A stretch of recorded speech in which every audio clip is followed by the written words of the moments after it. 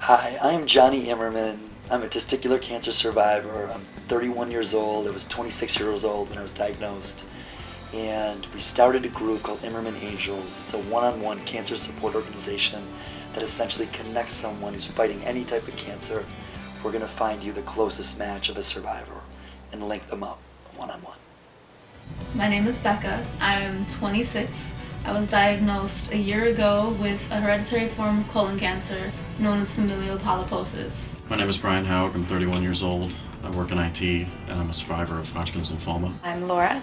I'm 36 years old, and I had breast cancer diagnosed a little over a year and a half ago. I'm now in remission. My name is Isabel. I am a bartender. I was diagnosed with intestinal cancer 4 years ago, and I'm in remission right now. My name is George Spreekis. I'm 39 years old. I work for Sprint Nextel's public sector division, and 6 months ago I was diagnosed with Hodgkin's lymphoma.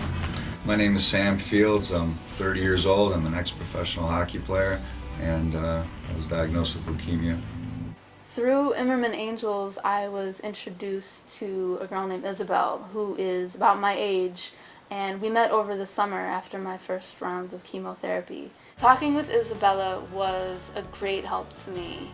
She really made me at ease with the fact that I wasn't alone with this. She was about my age and she'd already gone through everything. She'd gone through the treatments that I was going through and about to go through.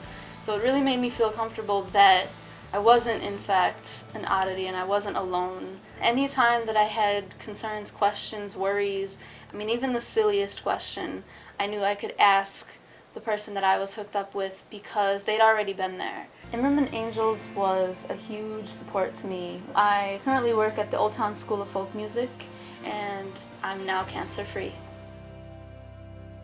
My junior year of college, I went abroad to Sydney, Australia.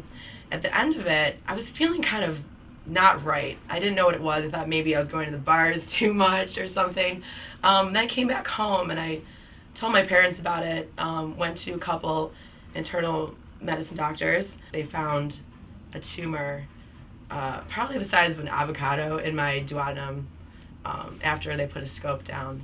I had a Whipple procedure, which is when they remove part of my stomach, part of my liver, part of my pancreas, and my duodenum. A lot of the times after I went to radiation, maybe I was in denial, I don't know, but I would leave the hospital and I would actually go to the gym with my chemo pack attached. I would just put it in this little, it looked like it was like a CD case, for a Walkman kind of thing. So I put it in there and I put the little tube underneath my clothes, and I went to the gym, not every day, but probably like 3 times a week. The doctor told me, do what you want to do. If you can do it, do it.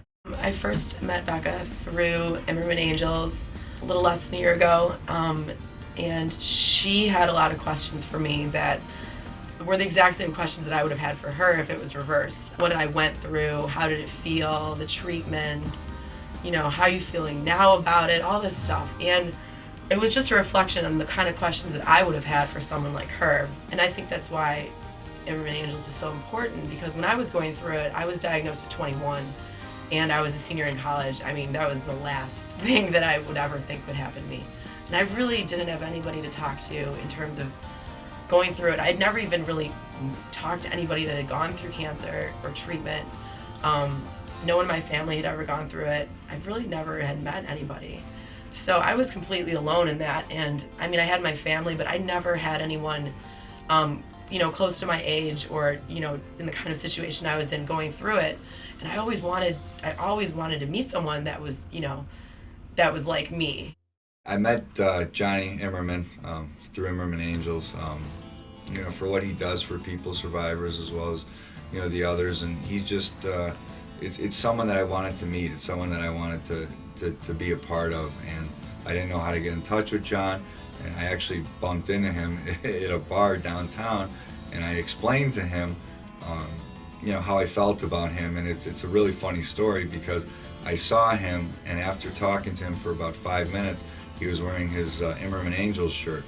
And I had a t-shirt on as well, and I literally told John, I said, listen, I want that shirt right now. And he says, well, right here, right now? I said, right here, right now. I said, you don't know what I used to do for a living. I will take that shirt from you. took off his shirt. I took off my shirt. People thought we were crazy, but that's how I met him. And to this day, I'll do anything for that guy in his cause. Imerman Angels started out of a need. I realized through the clinic and my own personal treatments, I didn't have anyone who had already survived this particular type of cancer, who was in their 20s, and I could relate to. I was 26. I would have loved to have met Brandon, who was 28, who said, "Johnny, I've done this. Let me walk you through this, because I know it. It's all right here." That is a very powerful tool, to be able to tell someone what's coming. And that's why and how this group really started. Every cancer fighter out there should know somebody who's already been through those ropes and can shed light in this dark tunnel. It's a very, very important bond. I kind of stumbled upon my cancer actually randomly, just at a doctor's checkup. I decided I was going to get a checkup now that I was turning 35 at the time. And I decided to go get a full checkup, having no symptoms of anything, having just really had never, knock on wood, been ill.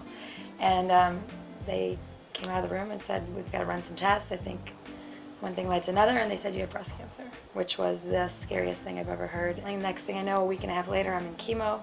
Did 5 months of chemotherapy, 8 weeks of radiation, and surgery. So the whole ordeal was about 6-7 months. From time of diagnosis to being bald was about 3.5 weeks, which for a woman was extremely, probably the biggest stumbling block for me. I never quite understood what was going on because it was so fast and furious, and I couldn't really wrap myself around the disease. But the physical symptoms that took over, I mean, I went from being healthy and happy to all of a sudden chemotherapy makes you feel like you're about 95 years old. I actually, fortunately, one of the first nights, I think, after I went out, after I finally shed the wigs, which was not for me at all, so this guy, John Imerman, came up to me. And somebody said, we were just talking. He had no idea I was a cancer survivor. My hair was about this big. He just thought it was a choice. And we started talking, and one thing led to another, that we were both survivors. And from that point on, I just needed to not only be friends with him, but get involved. Not until that I met Brian and John did it really solidify that, yes, I'm going to survive, because I spoke to not only one cancer survivor, but 2 cancer survivors. Until you can meet somebody and talk to somebody that's gotten through it and got to the other end, then you can have that positive attitude. And when we met for coffee, by the end of the conversation, George was ready to run out and cure cancer on his own. He wanted to go talk to everybody, Yeah. and we were just, okay, let's concentrate on Getting you better. I wasn't even. I didn't even finish treatment yet. And Johnny and Brian are like, "Just get through it first. We won't need you right now, but we may need you a little bit later." So I thought that was pretty neat. I'm John May. I'm a volunteer with Imerman Angels, and I'm president of the board. We would like to invite anybody to become an Imerman Angels volunteer. We have the need for 3 various avenues. One, to people to be on our outreach committee, people to be on our events committee, and people to be on our PR marketing committee. Doesn't matter what your background is, we can use you to help spread the word of how to fight cancer with matching patients with survivors. My name is Greg Rosland, and I'm a board member of Imerman Angels and the director of the outreach committee. We want everyone out there to reach out to us, and everyone can bring something special. And for medical personnel out there, you have special insight that you can bring to us as far as patients fighting different types of cancer. And most importantly, just tell your cancer patients about us. I'd like to tell any cancer survivor or fighter to be not intimidated to pick up the phone, to write an email, to call. The key of this organization is bringing people together. I want to encourage anyone fighting cancer to reach out to Imerman Angels. We have survivors that are wonderful, grateful people who would just like to talk to you. And I also want to encourage anyone who would like to volunteer or have ideas through us, please contact us. Our website is www.imermanangels.org.